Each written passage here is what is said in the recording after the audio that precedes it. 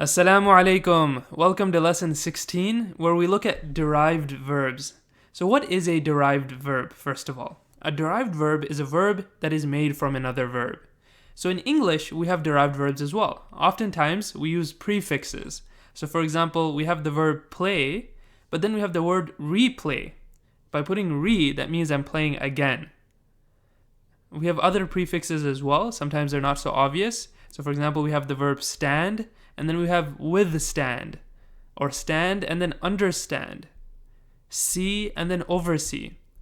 So all of these verbs, oversee, withstand, understand, replay, are derived from simpler verbs. We have the same thing in Arabic as well. Now in English, there's so many different derived verbs. There aren't really any rules there. You just have to learn them individually. But in Arabic, there's a very systematic way to derive new verbs from existing verbs. And in fact, there's 10 forms. And the way that you do that is you take a verb, a simple verb, let's say qabila, which means he accepted. And then you can take the word qabila and then you can turn it into various different forms. And each of these forms has some variation of this meaning. So qabila means he accepted. Qabbala, qabala, aqbala, all of these different forms, you'll see we put additional letters.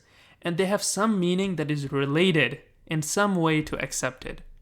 Okay, so we have a bunch of different forms. I'm going to go through the 8 most common forms that you see in the Quran.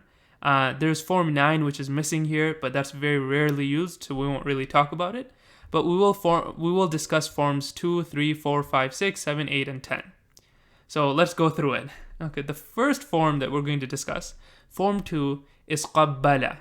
So qabbala is formed by taking your simpler verb and repeating the middle letter by putting a tashdid on it, or a shadda on it. So we take qabila and make it qabbala. Qabbala. And this is the same, you can make form 2 from many other verbs as well. So if you have the simpler form qatala, you could make qattala. Qattala. And this form, oftentimes what it means is an intensified meaning of the original simpler form. Okay, so it usually has a more severe meaning. Now we won't really get into what all of the different forms mean because they have like different exceptions and stuff like that. But you should know how to take a simple verb and convert it into one of these derived forms. So if I give you a verb like fa'ala and I said how do I turn it into form 2, then you should know form 2 is fa'ala. Fa'ala. Form 3 is qabala. So from qabila to qabala, the way I do that is I add an alif after the first letter. So fa'ala becomes fa'ala, qatala becomes qatala, and so on. Form 4, qabila becomes aqbala. This is a very common form in the Quran. You see it with a lot of words. Aslama, to become Muslim. Anzala, to send down, and so on. Form 5 is taqabbala. Taqabbala. So we notice here we add the ta at the beginning and we repeat that middle letter ba. So qabila becomes taqabbala, fa'ala would become tafa'ala, and so on. Form 6, we add a ta at the beginning and an alif afterwards. So you'll notice that form 5 is kind of like form 2 but with a ta at the beginning. Form 6 is like form 3 but with ta at the beginning. So you have from fa'ala to tafa'ala. Tafa'ala. Form 7 is qabila to inqabala. Inqabala.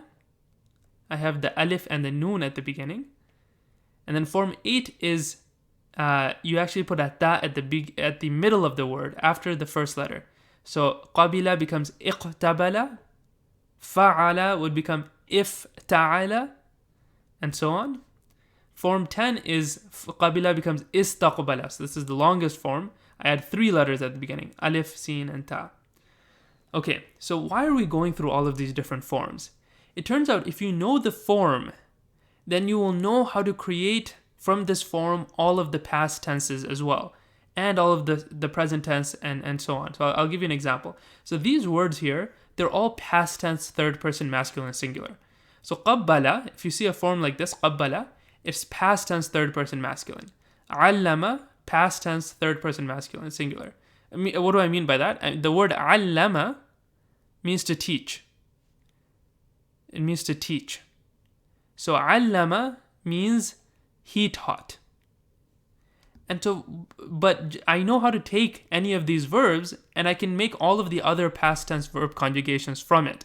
And it's the same way as what we saw before. So before we have seen this table, how to take the word kataba and to form all of the different past tenses. Now I just replace the three letters kataba and I replace it with whatever the third person singular masculine form is. So if I'm working on form 2, I know the past tense form is qabbala. So the remaining words are just going to have qabbala replaced. So qabbala, qabbala, qabbalu. Qabbalat, qabbalata, qabbalna, qabbalta, qabbaltuma, qabbaltum, qabbalti, qabbaltuma, qabbaltunna, qabbaltu, qabbalna. So you see, that's why it's so important to memorize this table here, because this table is exactly the same table you're going to use for all of the different forms of verbs. Okay, so again, all you do is just replace the past tense verb with the form of the verb. Okay, so make sure that this makes sense to you, that you can take any of these forms of these verbs. Let's take another word. Let's take istaqbala, the longest form. And you should be able to put it inside here and do the whole table. Istaqbala, istaqbala, istaqbalu, istaqbalat, istaqbalata, istaqbalna, istaqbalta, istaqbaltuma, istaqbaltum, istaqbalti, istaqbaltuma, istaqbaltunna, istaqbaltu, istaqbalna. All right? So now what I want to do is I want to go through each of these forms, and I'm going to remind you what the past tense verb is. I'm going to tell you how to go from the past tense to the present tense, and then I'll show you what the verbal noun of each form is. So what is the verbal noun? So the verbal noun is the action of committing that verb. Okay, so let's take an example verb here. So we have allama, which is form 2 verb. You can see it follows the same exact pattern as qabbala, where you have the second letter that's repeated. Allama. So it turns out to take something like this and to convert it to its present tense, you put a ya at the beginning with the dhamma, and you take the middle letter and you put a kasra there, and you take the last letter and you put a dhamma. So qabbala becomes yuqabbilu. The same way, allama becomes yu'allimu. Okay, do you see the pattern here? Fa'ala would become yufa'ilu. Okay, so that's the present tense. So that means he teaches. And you can conjugate the present tense just in the same way that we've conjugated present tense before. So yuqabbilu, yuqabbilani, yuqabbiluna, tuqabbilu, and so on and so on. We're not going to focus too much on conjugating the present tense in this lesson. And then finally, we have the verbal noun, ta'aleem. So ta'aleem means the act of teaching. Remember, allama means he taught. Yu'allimu means he teaches. Ta'aleem means the act of teaching, or teaching as a noun. So if I wanted to say something like teaching is fun, I would use ta'aleem because that's the act of teaching that I'm talking about. So for each of the forms, I want to go through and give you the past tense, the present tense, the verbal noun, and an example so you can see how to apply this with a different verb. All right, so let's go to verb 3 now. The verb 3 is qabala. The present tense is yuqabilu. The verbal noun is qibalun or muqabalatun. And this is the only form that actually has multiple verbal nouns. So let's take an example. We have the verb jahada, which means he strove. Yujahidu, he strives. Jihadun, which means the act of striving. All right, verb 4, we have aqbala. Again, as I said before, this is a very common form in the Quran, so you should really know this form. You just put an alif at the beginning. So aqbala is past tense. So we have anzala, he sent down. Present tense is yuqbilu, yunzilu, he sends down. And the verbal noun is iqbal, the act of sending down. Inzal. And you can practice this with another verb. Let's take aslama, he became Muslim, or he submitted. Yuslimu, he submits. Islam, the act of submission. That's what our religion is named after, is the act of submission. All right, let's take another verb. Let's take another form. Form 5. Taqabbala is past tense. يتقبل is present tense. تقبل is the verbal noun. So let's apply that to tawakkala, which means to put one's trust. Usually in the Quran, it's tawakkal ala Allah, to put one's trust in Allah. Tawakkala, yatawakkalu, tawakkul, the act of putting one's trust. Form 6, taqabala. Taqabala, present tense, yataqabalu, verbal noun, taqabul. Taqabul. So let's apply it to ta'awana, which means to work together on something or to cooperate. Ta'awana, he cooperated. Yata'awanu, he cooperates. Ta'awun, the act of cooperation. 7. The past tense is inqabala. Present tense is yanqabilu. The verbal noun is inqibal. We'll apply that to a similar sounding verb, but you'll notice the lam and the ba have switched positions. Inqalaba, which means he returned. Or it can also mean he overturned. But let's just stick with he returned. Yanqalibu, he returns. Inqilab, the act of returning. Form 8. Iqtabala, yaqtabilu, iqtibal. Alright, and the example verb we'll take is ittaba'a. So this is interesting because the ta is repeated. So the three root letters here are taba'a. So when I add it at the beginning of it, when I put the alif at the beginning and the ta right after the first letter, you have the ta repeated. So it just becomes a shadda on the ta. Ittaba'a, but you'll notice the same pattern here. Iqtabala, ittaba'a, yattabi'u, he follows, ittiba', the act of following. And sometimes this verb can actually change form a little bit. The ta that appears in the middle can actually become a dal, or a different letter, or even a ta, depending on the first letter of the base verb. So for example, you have the verb dafa'a. If you put it in this form, it becomes iddafa'a, not iddafa'a, because that's a little bit hard to say. The dal and the ta just combine to form a dal. So iddafa'a. So this one can vary a little bit. And then we'll skip verb form 9. I'll just mention verb form 9. It's very rare. It's used for colors. And it's used to talk about verbs that talk about the act of becoming a particular color. So to become white or to become black. Not so common, so we'll skip it for now. Istaqbala is the last form. And this one usually means to seek something. So istaghfara means to seek forgiveness. He sought forgiveness.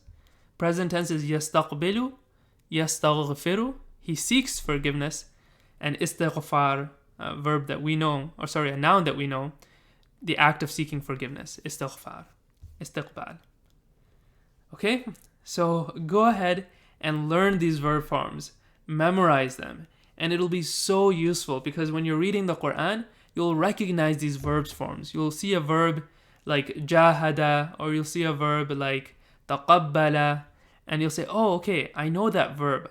You don't necessarily need to remember its form 5, although if you do, it can be helpful sometimes if you're looking it up in a dictionary. But what you will remember is, okay, taqabbala, that's a form 5 past tense verb. So if I see taqabbalun, or taqabbalu, okay, that means they did taqabbal. Or if I see this verbal noun, if I see something like iqbal, I can say, oh, okay, so that's the verbal noun here. If I see something like Islam, okay, that's the verbal noun of aslama. So it's very, very helpful, and it appears all of these verb forms appear in the Quran, throughout the Quran, and we'll see examples of that. Now, it's okay if this seems difficult. Remember the intention that we made when we started this course. خَيْرُكُمْ مَنْ تَعَلَّمَ الْقُرْآنَ وَعَلَّمَهُ. The best of you is the one who learns the Quran and teaches it. And that's what we're doing here. That's, remind yourself of this intention whenever Arabic becomes difficult. And inshallah, you'll be able to power through it.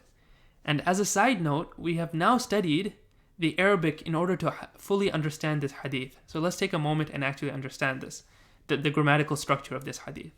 So khair means the best. Khairukum means the best of you. And you'll remember that we've seen this pronoun suffix before. Khairukum is the best of you all. The best of you all. When speaking to a group of men or a group of men and women, خيركم. The word man is who. So the خيركم man تعلم. تعلم is a form 5 verb. تعلم خيركم من تعلم. The best of you is the one who learns the Quran. And this is actually the past tense. So one way to translate it could be the best of you is the one who has learned the Quran. وعلمه. So علم, what is this? Well, this is a form 2 verb. If I go back, this is a form 2 verb. And it means to teach. And who here is the suffix him or it, and it's referring back to the Quran. The best of you is the one who learned the Quran and has taught it. There you go. So mashallah, you've made a lot of progress. If you stuck with the course so far, that's incredible. Great job, mashallah. You've made a lot of progress, and now you can understand the grammatical structure of this hadith, as well as, of course, many of the verses of the Quran. So let's take a look at a few exercises here. The first one, علم القرآن. علم القرآن. So علم means he taught. Al-Qur'ana, he taught the Quran. And this is the object, and we know that because it has a fatha. علم القرآن. كذبوا بآياتنا. So just like علم, كذب is also a form 2 verb. It's a form 2 verb, so كذبوا, it actually means they disbelieved in or they denied. So they denied in ayat is verses. Ayatina is our verses. So they denied our verses. They denied our verses, or they disbelieved, maybe you could translate it that way, in our verses. Jahadu. So jahada is a form 3 verb. Jahada means he strove. Jahadu, they strove in the path of Allah. In the path of Allah. Sabilillahi. And sabil has a kasra because it's preceded by a preposition. And Allah, the word Allah has a kasra because it's a possessor. The path of Allah. Arsala rasulahu bil huda. So arsala here is a form 4 verb. Arsala, he sent rasulahu, his messenger. Rasulahu, his messenger. He sent his messenger with guidance, with huda. All right, and we'll pause here. I have a few more examples, a few more exercises that you can try on your own. Jazakallah khair. Thank you so much for listening. And please share this video with somebody else who can benefit so that we can all act on the hadith of the Prophet sallallahu alaihi wasallam. The best of you is who has learned the Quran and has taught it to others. Assalamu alaikum wa rahmatullahi wa barakatuh.